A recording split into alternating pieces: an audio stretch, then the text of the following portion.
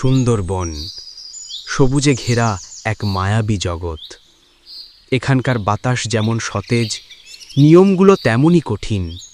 আর এই কঠিন নিয়মের যিনি রাজত্ব করেন, তিনি হলেন মহারাজ বজ্রনাদ, এক বিশাল শক্তিশালী সিংহ।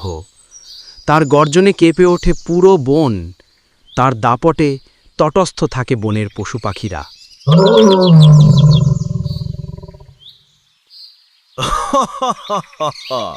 কে আছে আমার সামনে দাঁড়াবার? এই বিশাল বন, এই নদী, এই পাহাড় সব আমার। আমি চাইলেই শিকার করি, চাইলেই বিশ্রাম নিই। আমার শক্তির সামনে সবাই তুচ্ছ।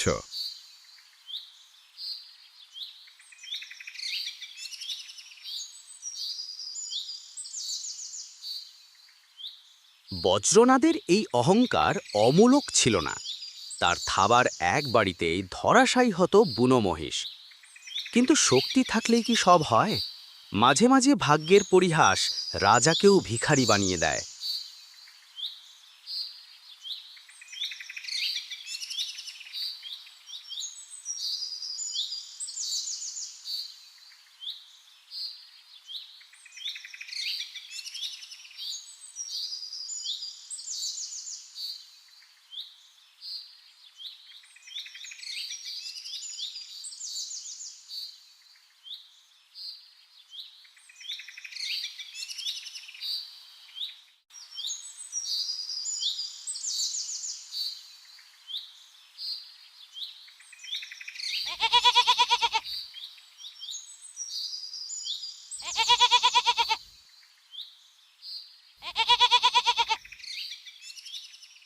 উফ, আজকের শিকারটা বেশ জম্পেশ হয়েছে।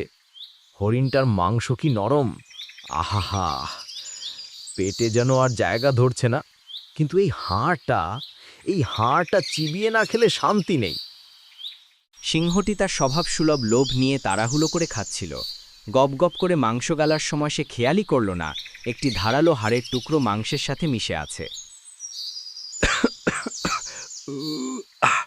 এটা কি হলো? গলায় কি আটকালো? বেরোচ্ছে না কেন? মরে গেলাম। কেউ আছো? জল, একটু জল। জঙ্গলের ত্রাস, যার গর্জনে সবাই পালাতো, আজ সে নিজেই ছটফট করছে। হাড়টি এমনভাবে গলায় বিঁধেছে যে না সে গিলতে পারছে, না উগরাতে পারছে। অসহ্য যন্ত্রণায় সিংহের চোখ দিয়ে জল বেরিয়ে এলো। কেউ আমাকে সাহায্য করো। আমি বনের রাজা। আমি তোমাদের কথা দিচ্ছি, যে আমাকে বাঁচাবে তাকে আমি অনেক ধন সম্পদ দেব। শিয়াল, ভালুক, তোমরা কোথায়? কিন্তু কেউ এলো না, কারণ সবাই জানত সিংহটি বড়ই নিষ্ঠুর। আজ তার বিপদ দেখে কেউ কেউ আড়ালে হাসল, কেউ বা ভয়ে কাছেই এলো না। দিন গড়িয়ে সন্ধ্যা হলো। সিংহ যন্ত্রণায় নদীর ধারে এসে বসে পড়ল। ঠিক সেই সময় আকাশে ডানা মেলল এক দীর্ঘগলা সারস পাখি, যার নাম ধবল।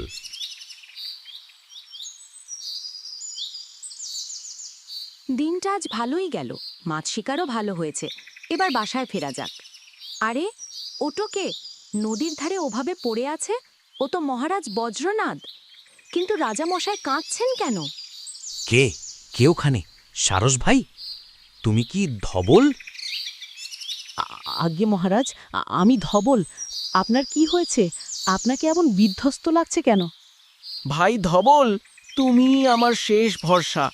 আমার গলায় একটা হাড় বিঁধেছে। আমি শ্বাস নিতে পারছি না, খেতে পারছি না।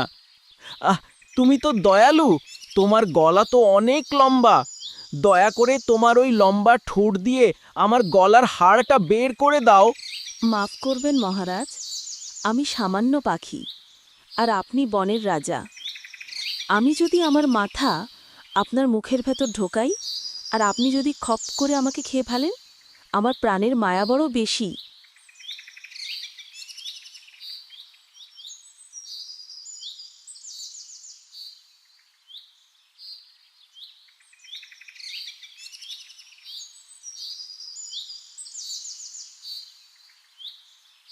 কথা দিলাম, তুমি শুধু আমার প্রাণ বাঁচাও।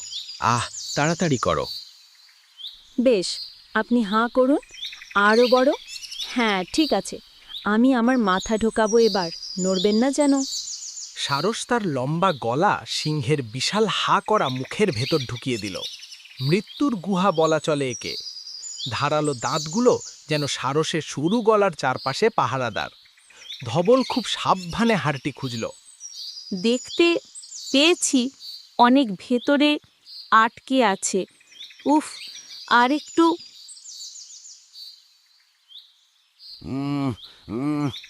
পেয়েছি। নড়বেন না মহারাজ, আমি টান দিচ্ছি।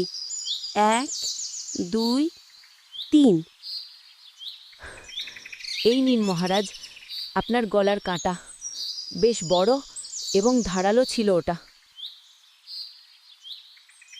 আহ, কি শান্তি! মনে হচ্ছে নতুন জীবন পেলাম। বাহ, গলাটা এখন একদম পরিষ্কার। শুনে খুব ভালো লাগলো মহারাজ। আমি জানতাম আমি পারবো। আমি আমার জীবনের ঝুঁকি নিয়ে আপনার উপকার করলাম। এবার আমি পেট ভরে খাবো। কতদিন খাইনি ঠিক মতো। আজ্ঞে মহারাজ, খাওয়ার আগে আমার ওই পুরস্কারের কথাটা। আপনি বলেছিলেন আমাকে অঢেল পুরস্কার দেবেন। দয়া করে আমার পাওনাটা মিটিয়ে দিন, আমি বাড়ি যাব।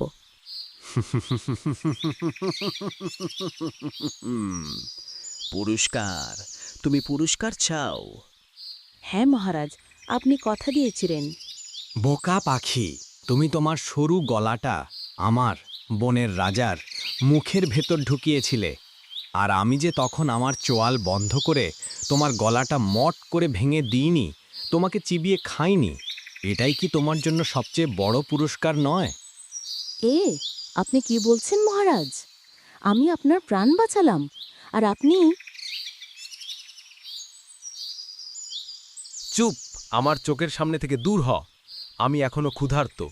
যদি এক মুহূর্ত এখানে থাকিস, তবে তোকে দিয়েই আমার ডিনার সারব। পালা!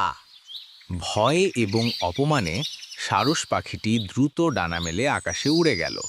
সে বুঝতে পারল দুষ্টুর সাথে ভদ্রতা দেখাতে নেই, আর অকৃতজ্ঞর কাছে উপকারের প্রতিদান আশা করা বোকামি। ঈশ্বরকে ধন্যবাদ যে আমি প্রাণে বেঁচে গেছি। দুষ্ট লোকের মিষ্টি কথায় আর কোনোদিন ভুলব না।